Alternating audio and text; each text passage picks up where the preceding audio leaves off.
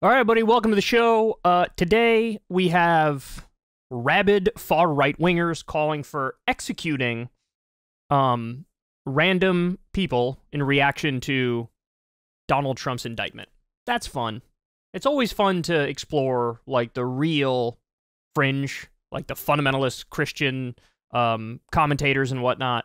So anyway, we'll talk about that. We also have Fox News desperately trying to protect DeSantis from Trump. There's a real panic setting in over there. We'll dive into that as well. And then later on in the show, we have a Fox host attempts to define wokeness, and she does just as bad of a job as that Bethany lady who basically shit herself when she was asked to define wokeness. She said, wokeness is, what happened was, it is like as such, the capital of South Africa is. It was very just all over the place. Anyway, so without further ado, let's go ahead and jump into it here. So, Right Wing Watch grabbed this clip, and I thought it was something here. So they're talking about a right-wing broadcaster by the name of Pete Santilli, and he's going to say what the reaction should be to Donald Trump's indictment, and he's cranking the Hitler particles up to 1 trillion, I guess. Get the military, whatever few are left, that are going to side with the people that are standing there holding candles and banging pots and pans and expressing the will of the people. That you military personnel and you people with guns and badges and law enforcement will succumb to the will of the people. And ultimately, we absolutely demand that the criminals in this country, if you want them held accountable, the criminals are Barack Obama, Eric Holder, Susan Rice, all this entire criminal cabal that came about as a result of the murder of John F. Kennedy. The people that perpetrated the murder. Wait, what? Wait, how does Barack Obama, Susan Rice, how do these people have anything to do with the murder of John F. Kennedy? I don't think they were alive. Or if they were babies. What are you talking about? By the way, is the deep state responsible for the murder of JFK? Very likely, yeah. There's quite a bit of evidence that the CIA was involved. You know, there was even a CNN article a few years back that said, look, we went through all the conspiracy theories, and basically we were able to rule everyone out except one. And that one was the CIA. But what is that, like, he brings up Barack Obama, Susan Rice, a bunch of people, and then he's like, they're responsible for the murder of JFK. What? What? Kennedy, rise up to that.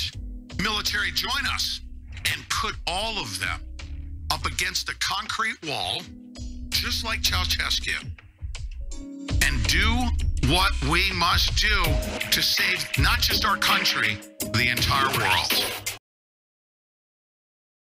Ceausescu was a vicious dictator, by the way, for those of you who don't know. So we saying, what, do public executions, put them against the wall and then gun them down? God. I mean, we always knew that with a Trump indictment, these people were going to lose it, but, like, the extent to which they're going to lose it was not predictable. Because, remember, Michael Knowles came out the other day, and he was like, for every one of us they arrest 5 of them. If they arrest Trump, arrest 5 of them. And he goes down a list, and I was like, yeah, a bunch of those people I probably would arrest. Hunter Biden, Joe Biden, like, yeah, these people are guilty of corruption. These people are guilty of war crimes or whatever. So, like, it's not the own that you think it is to say, oh, yeah, we'll go after Democratic criminals. It's like, okay, based, awesome.